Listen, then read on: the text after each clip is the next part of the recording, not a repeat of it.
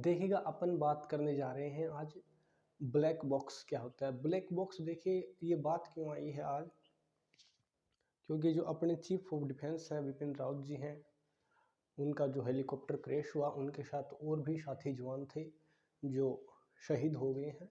तो एक बात चलेगी भाई, जो ब्लैक बॉक्स है उसकी जांच के बाद ही ये कहा जा सकता है कि हेलीकॉप्टर है वो दुर्घटनाग्रस्त कैसे हुआ। तो मैं आपको बता देता हूँ ब्लैक बॉक्स क्या होता है। देखिएगा, जब 1953 और 54 के अंदर, ठीक है, इससे पहले इसके पास क्या विमान दुर्घटनाएं बहुत ज़्यादा होने लगी, तो उनका पता लगाने के लिए कि भाई ये हो क्या रहा एक्चुअल के अंदर, तो ब्लैक बॉक्स आया। ठीक है, उस वक्त है ब्लैक बॉक्स है। एक्चुअल में ये ब्लैक बॉक्स है, ये ब्लैक नहीं होता है। इसका जो बाहरी जो पेंट होता है वो या तो होता है अपने रेड, ठीक है, या इसका जो पेंट होता है वो होता है पिंक होता है। रेड या पिंक दो ही कलर होते हैं इसके। हाँ, लेकिन इसका जो अंदर का जो कलर होता है वो ब्लैक होता है, तो हो सकता है उसके बाद इसको ब्लैक बॉक्स कहा जाने लगा।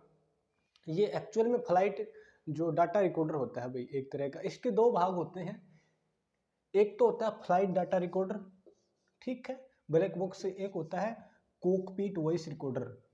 देखिएगा, वॉइस रिकॉर्डर से आप समझ सकते हैं कि जितनी भी उस कॉकपिट के आसपास की आवाज़ें होती हैं, जैसे अलार्म है, इंजन की आवाज़ है, उन सभी को रिकॉर्ड करता है। और फ्लाइट डाटा रिकॉर्डर क्या करता है, ये 88 प्रकार की डाटा जुटाता है। जैसे टेम्परेचर कितना था उस वक्त, ठीक है, कितनी दूरी पर, कितनी ऊंचाई पर ये उड़ रहा था, इसकी दिशा क्या थी, इस तरह से ये 88 डाटा है वो एकत्रित करता है।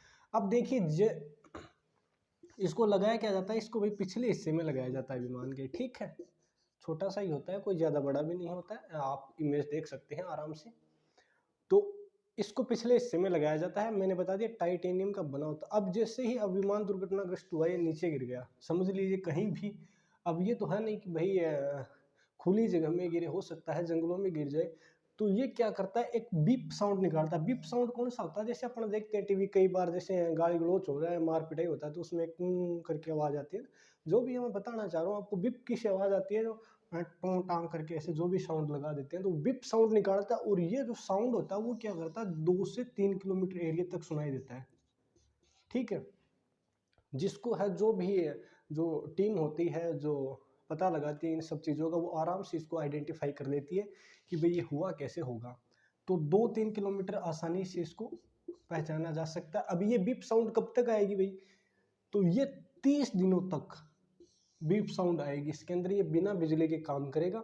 हाँ, अगर ये समुद्र में भी गिर जाए तो भी बिना बिजली के ही काम करेगा। अब हो सकता है आग लग जाए तो क्या होगा भाई, हो सकता है आग लग जाए।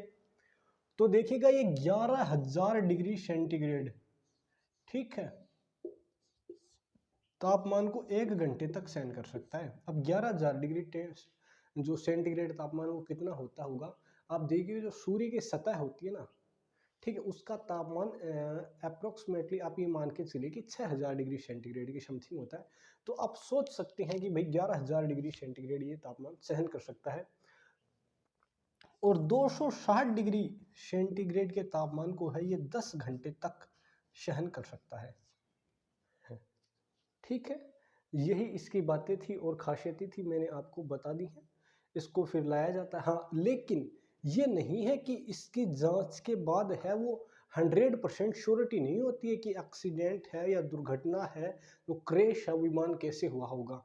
वो कुछ संभावनाएं व्यक्त की जाती हैं कि हाँ ऐसे हो गया होगा, ठीक है, लेकिन आप ये नहीं कह सकते 100% ब्लैक बॉक्स की जांच के बाद कि ये दुर्घटना है, इसी ही कारण हुई है, ठीक है। धन्यवाद। जो भी शहीद हुए हैं उनको हमारी तरफ से श्रद्धांजलि, और हम कर भी क्या सकते हैं भाई, ठीक है। उम्मीद करते हैं आगे से ऐसी दुर्घटनाएं भारत में ना हो, और आप भी अपनी संवेदनाएं व्यक्त कीजिए। और कुछ लोग हैं असामाजिक तत्व ही मान के चलिए देश के लिए, जो अलग ही तरह के कमेंट करते हैं। तो देखिएगा, सत्ता ही कोई भी हो, चाहे बीजेपी आए चाहे कांग्रेस आए, ठीक है, या कोई और भी कभी पार्टी आई भारत के अंदर, आर्मी चीफ भी होगा, एयरफोर्स चीफ भी होगा, नेवी का चीफ भी होगा, ठीक है। तो ऐसा नहीं है कि जब बीजेपी की सरकार है तो बीजेपी का ही कोई बंदा होगा, ठीक है, सीडीएस भी होगा उस वक्त।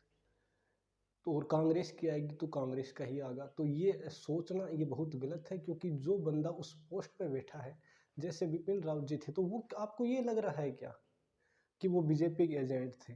ठीक है, बहुत से कमेंट देखे हैं यूट्यूब पे, तो कोई अजीत डोभाल के लिए भी कुछ बोल रहा है, ठीक है। और मनोहर पारिकर के बारे में पता, जो अपने डिफेंस मिनिस्टर रहे थे, गोवा के मिनिस्टर, चीफ मिनिस्टर भी रहे थे, उनके बारे में बोल रहा है। तो आप याद रखिए, चाहे भारत का प्रधानमंत्री कोई भी हो, ठीक है, चाहे बीजेपी का हो, कांग्रेस का हो, तो वो है, वो उस कुर्सी को प्रोटेक्ट करते हैं, न कि वो कोई नरेंद्र मोदी जी को प्रोटेक्ट करते हैं, ठीक है। आई बात समझ में? वहाँ पे अगर राहुल गांधी बैठेगा, जो कभी मुझे नहीं लगता बैठेगा, लेकिन अगर बैठ भी गया राहुल गांधी, ठीक है, तो जो आज ये आर्मी में है ना, कल वही राहुल गांधी जी को भी प्रोटेक्ट करेंगे, क्योंकि वो राहुल गांधी जी को प्रोटेक्ट नहीं कर रहे, वो उस जो प्रधानमंत्री जी की जो कुर्सी पर बैठा है ना, उसको प्रोटेक्ट कर रहे हैं। चाहे वो बीजेपी का आ जाए, चाहे कांग्रेस का आ जाए, चाहे ममता बनर्जी आ जाए, ठीक है, तो उनका काम है उस कुर्सी को प्रोटेक्ट करना, ठीक है। तो आप ये ना सोचा कीजिए कि कोई किसी का एजेंट है या वगैरह है। ठीक है भाई, बहुत बहुत धन्यवाद आपका।